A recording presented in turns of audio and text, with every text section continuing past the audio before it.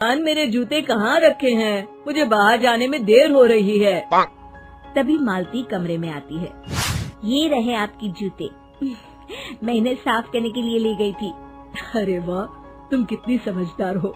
मेरे बिना कुछ कहे ही सारे काम कर देती हो। तभी मालती झिझकते हुए रमेश से कहती है, सुनिए जी, आपसे एक बात कहूँ, बुरा तो नहीं मानेंगे ना? अरे नहीं नहीं, बेफिक्र होकर कहो। शादी से पहले मैं अपने मायके में नौकरी करती थी।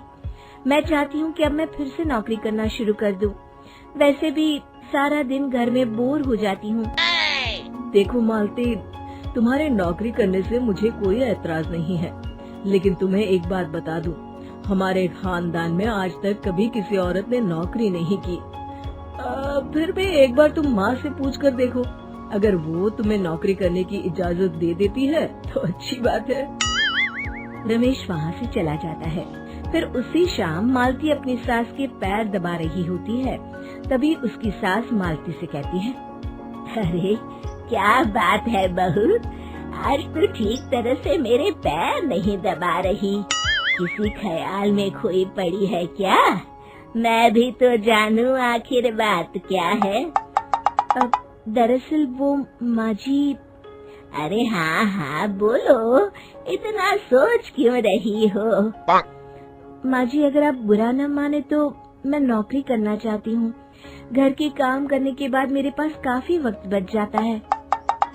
मालती की ये बात सुनकर उसकी सास गुस्से में कहती है, अरे बहू, तेरी तबीयत तो ठीक है ना?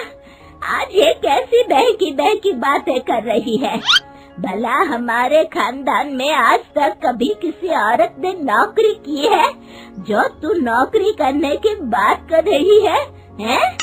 अरे बहू, तू क्या रिश्तेदारी में हमारी नाक कटाना चाहती है? जितना जल्दी हो सके अपने दिमाग से नौकरी का भूत उतार दे, और अब जा, जल्दी से रसोई में जा, खाना बनाने का वक्त हो रहा है। मालती मन मार कर खाना पकाने के लिए रसोई घर में चली जाती है। अगले दिन, नमस्ते माँ जी, कैसी हैं आप? अरे आओ आओ दिवाकर बेटा, बैठो, मैं तुम्हारे लिए चाय मंगाती हूँ। बहू, जरा एक कप चाय तो लेती आना। फिर दिवाकर एक फाइल खोलकर मालती की सास के सामने रख देता है। ये देखिए माँ जी, ये है पिछले महीने का हिसाब और ये रहे मुनाफे के रुपए। एक बार हिसाब देख लीजिए और इन कागजों पर अपने दस्तखत कर दीजिए। अरे दिवाकर बेटा, मैंने भला आज तक कभी तेरा हिसाब देखा है जो अब देखूंगी? ला बता, कहाँ दस्तखत करूं? तभी मालती चाय लेकर वहाँ आ जाती है और अपनी सास को बिना कागजातों को पढ़े इस तरह लापरवाही से दस्तखत करते हुए देखकर हैरान रह जाती है। अच्छा माँ जी, अब मैं चलता हूँ, फैक्ट्री में बहुत काम है।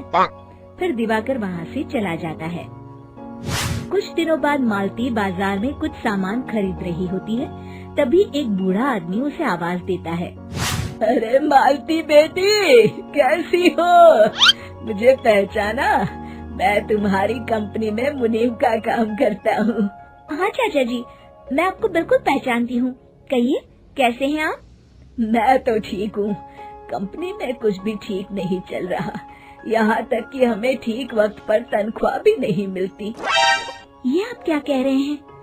अब क्या बताऊँ, आप लोग तो कभी हिसाब किताब देखने दफ्तर आते नहीं। मेरी मानो तो एक बार आप लोग दफ्तर आकर सारा हिसाब किताब देख लो, आपको असलियत पता चल जाएगी। अच्छा बेटी, अब मैं चलता हूँ, देर हो रही है।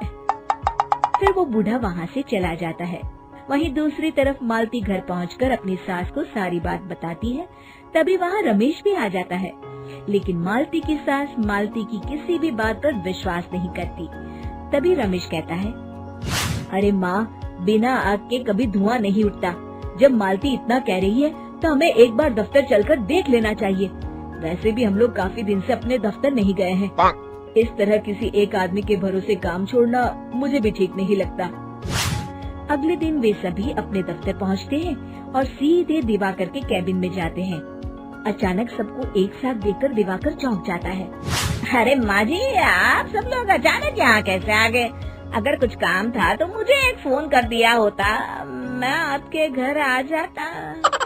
तभी मालती की सास कहती है, अरे दिवाकर बेटा, आज मैं हिसाब देखने दफ्तर आई हूँ, जरा मुझे पिछले 6 महीनों का हिसाब दिखाना तो बेटा।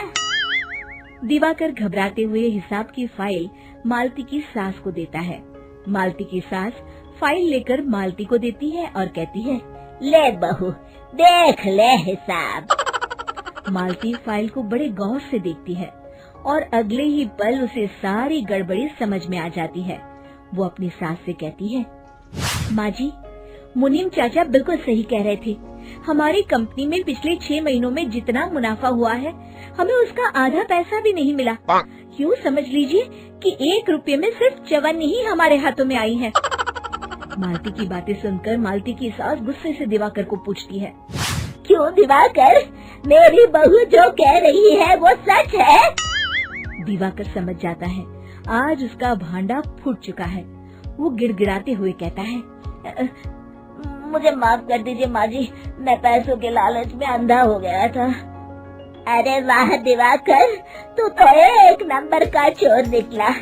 इतने दिनों से मैं तुझ पर आंख बंद करके भरोसा करती रही और तू मुझे ही चुना लगाता रहा। अभी के अभी निकल यहाँ से और दोबारा अपनी शक्ल मत दिखाना।